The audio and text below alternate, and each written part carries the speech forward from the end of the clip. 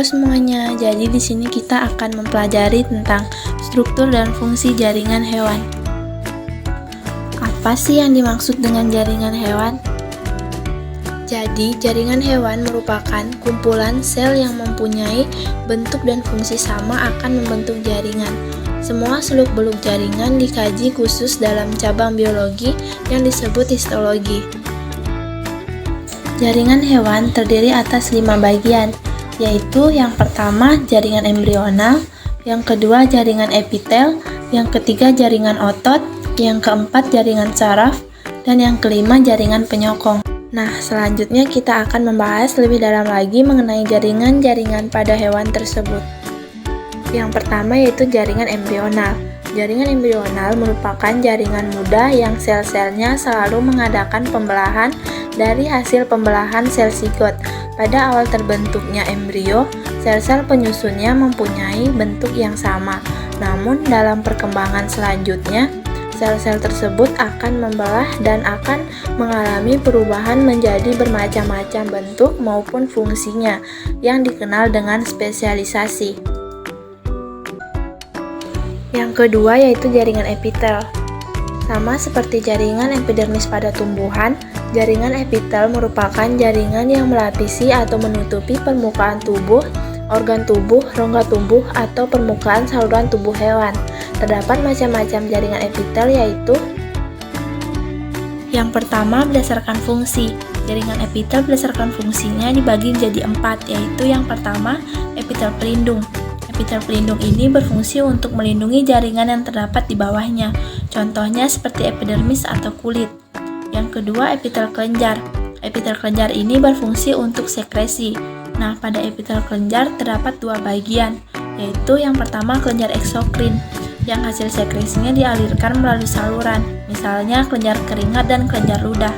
Selanjutnya yang kedua kelenjar endokrin, yang hasil sekresinya tidak dialirkan melalui saluran, tetapi langsung ke darah, misalnya seperti kelenjar tiroid, kelenjar adrenal, dan kelenjar hormon yang lain. Yang ketiga, epitel penyerap. Epitel penyerap ini berfungsi untuk penyerapan, contohnya seperti epitel usus halus dan epitel nefron ginjal. Dan yang terakhir, epitel indera. Epitel indera ini berfungsi untuk menerima rangsangan dari luar, contohnya epitel di sekitar alat-alat indera. Yang kedua, berdasarkan bentuk dan susunan. Jaringan epitel berdasarkan bentuk dan susunannya terdiri atas 6 bagian. Yang pertama yaitu epitel pipih lapis, yang terdiri atas 1 lapis sel berbentuk pipih, contohnya seperti epitel peritoneum, epitel pembuluh darah, dan pembuluh limfa yang disebut juga endotel.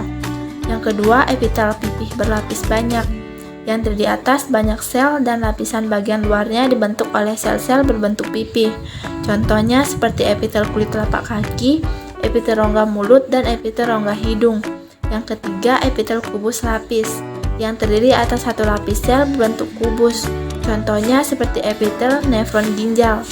Yang keempat, epitel silindris lapis, yang terdiri atas 1 lapis sel berbentuk silindris, contohnya seperti epitel pada usus dan epitel pada lambung.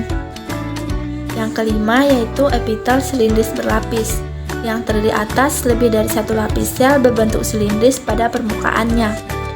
Selanjutnya yang ke-6, epitel silindris lapis bersila. Fungsinya sebagai lapisan pelindung atau proteksi, penghasil mucus atau lendir atau sekresi. Jaringan pada hewan yang ketiga yaitu jaringan otot.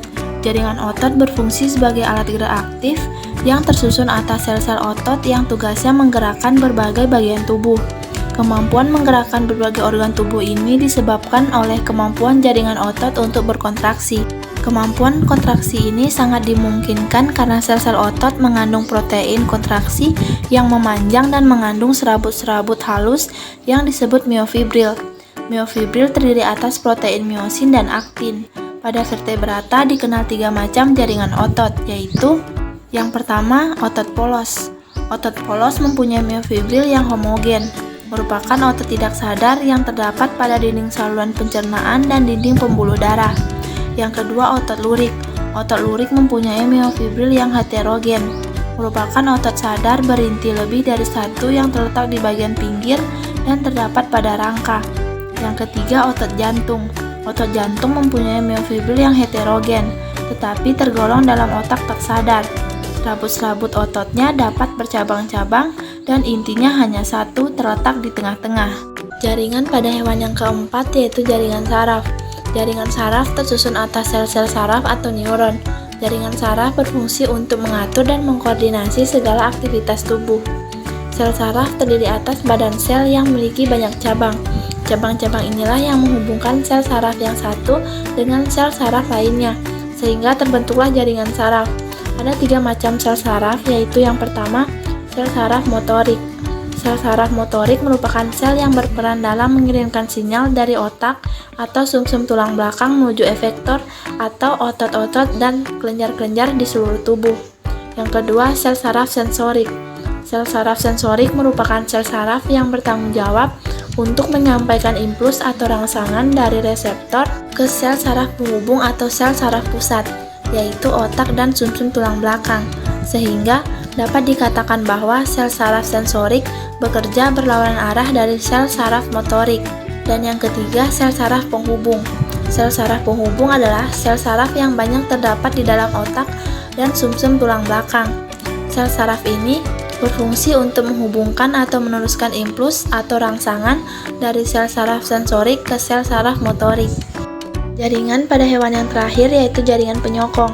Sering disebut jaringan ikat, jaringan penguat, atau jaringan penunjang. Fungsi jaringan penyokong adalah yang pertama, mengikat atau menghubungkan antara satu jaringan dengan jaringan lain. Yang kedua, menyokong fungsi organ-organ tertentu. Dan yang ketiga, memberi kekuatan bantuan dan pelindungan kepada bagian-bagian lemah pada tubuh.